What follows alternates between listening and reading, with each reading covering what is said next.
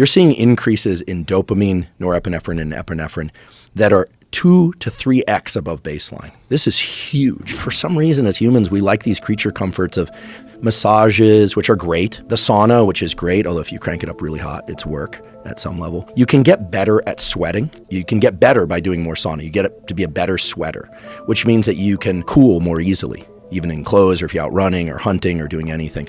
So there's some advantage to being better at sweating. And sweating itself is a whole interesting story. You actually have nerves that control the sweat glands. That's actually controlled by little nerve endings. And those pathways can grow very, very quickly in the presence of heat.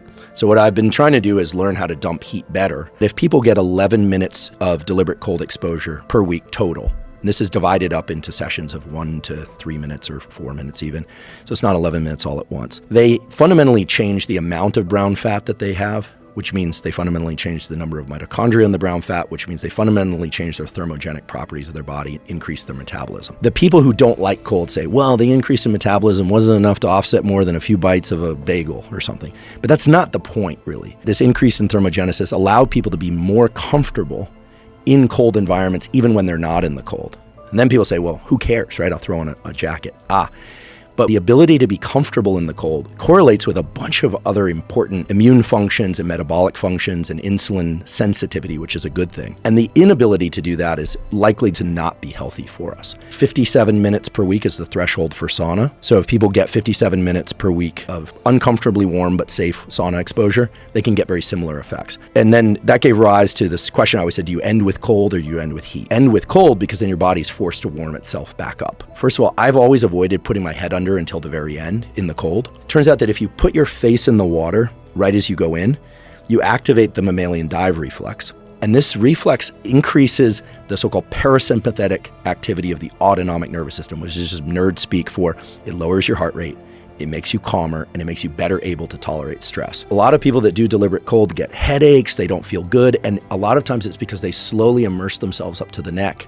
And then right at that interface of cold and hot, it creates change, vasoconstriction right below, a little bit vasodilation above. They get headaches, they don't feel good, their heart rate is way too high. Putting your face under Isn't really that helps. anxiety, though? I just feel like that's all psychological. I really do, because there's a moment when you get in the cold where there's a part of your brain that goes, let's get out of here. You can get out of this if you will just get out right now. And you got to go, shut the fuck up. But if you don't say shut the up, then that thing runs rampant through your brain, and that kicks your heart rate up, and that kicks your anxiety up. I really think it's psychological. Well, it's psychological and it's physiological. So here's physiological because of psychological. Absolutely. So here's what we know for sure. For the first 20 to 30 seconds of cold shock when you get in, that prefrontal cortex that normally has the job of handling context and says shh to the reflexes of the brain and the impulses of the brain is not active for 20 to 30 seconds. So your reflex to get the hell out of there, there's a clear and logical reason for that. After that 20 or 30 seconds, the forebrain starts coming online again.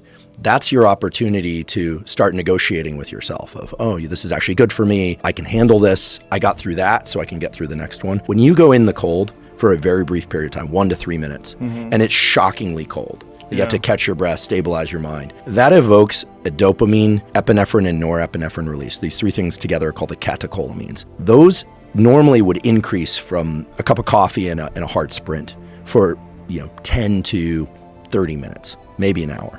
When you do the cold exposure, the way you're doing it, or longer exposures at about 50 degrees or so, you're seeing increases in dopamine, norepinephrine, and epinephrine that are 2 to 3x above baseline. This is huge. This is on the order of many drugs, but the difference is most drugs spike dopamine and then drop it below baseline. The increases in this case are lasting many hours, 2 to 4 to even 6 hours. Whenever people criticize deliberate cold exposure, they go, it's not leading to that much fat loss.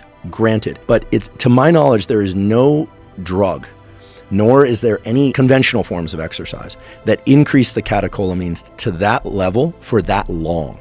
And with dopamine, it's all about the amplitude and the duration, how fast it rises, how fast it stays up there. There's nothing quite like it. And, I did 3 plunges here. As you know, you feel better much of the day, if not the entire day. That is not a coincidence. Your system is circulating much higher levels of the catecholamines. And this is why And for other reasons, the athletes at Stanford who use cold do it before their workouts. Everyone now knows that it blocks hypertrophy if you do it after. But if you wait a few hours, you're okay. 4 to 6 hours, you're probably fine. And so in terms of deliberate cold exposure, people like to say, oh, it doesn't burn much fat, it blocks hypertrophy. But if you look at the mental benefits of having your catecholamines, dopamine, norepinephrine, and epinephrine, systemically elevated to 2 to 3x for 4 to 6 hours after a 30-second to 3-minute protocol, you're not going to show me a drug or a form of exercise that can do that. I mean, if you think about how beautiful this mechanism is, you have receptors on your skin surface that sense cold. Send that to your hypothalamus, which says, it's cold out there. I'm going to generate heat. How do I generate heat? Well, there are 2 things you can do. I can make you shiver, which will generate heat, or I can make you move. Shivering is just another form of moving. Or I can activate this very specialized fat tissue, which is not under the skin, it's not subcutaneous fat, but it's around your critical organs, which is the brown fat. Activate the mitochondria there, and basically at that very core level, get electrons moving, and the brown fat in turn activates the thermogenic system and starts heating you up. It's so crazy. And then what's beautiful is that the brown fat has a sort of memory of that experience. So even after you get out, your body temperature is about 1 to 3 degrees hotter, probably about 1 or 2 degrees hotter than it normally would be. Dopamine's getting cranked out. And so all day long, you're warmer at cool ambient temperature. As you wake up, your body temperature goes up, up, up, up, up, up.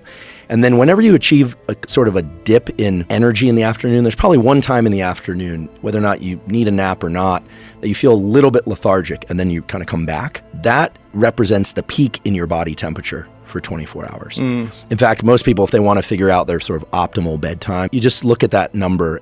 So maybe it's 3 o'clock and you say about 7 hours after that, plus or minus an hour. That's probably when somebody should go to sleep. How do I know that? Because that's when body temperature starts dropping by about 1 to 3 degrees. So doing cold early in the day makes total sense. Doing deliberate cold exposure before a workout, total sense. Doing sauna before sleep, total sense.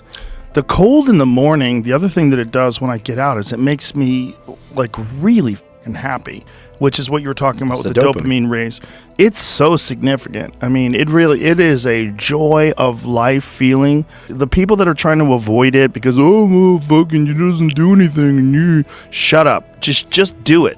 Stop your excuses and stop arguing about it. You're only arguing about it because you don't want to experience discomfort. I know what you're doing. You know what you're doing. We all know what you're doing. Shut the fuck up.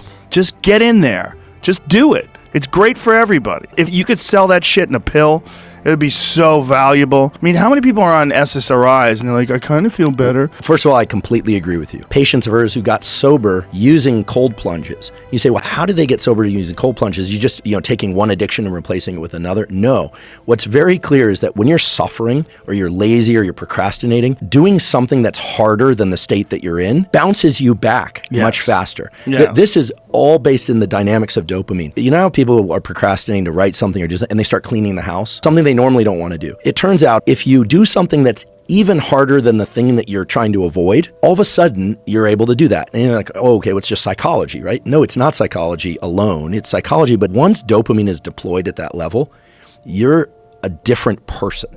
And I know this because if you take someone's dopamine and lower it, that makes them depressed. If you lower it even more and give them movement disorder, Parkinson's, if you give them their dopamine back, their focus increases. How do I know that? There's a reason there's an ADHD drug shortage right now. Ritalin, Adderall, they all tap into this system, the dopaminergic and adrenaline norepinephrine system. One of the most prescribed and overprescribed classes of drugs is the drug designed to try and get exactly this effect of cold plunges. The relationship between temperature and sleep, temperature and the deployment of these neurochemicals, temperature and performance is one of these variables that right now professional sports teams and tier 1 military and scientists are really starting to understand, like, this is not a small variable. This is a super powerful variable.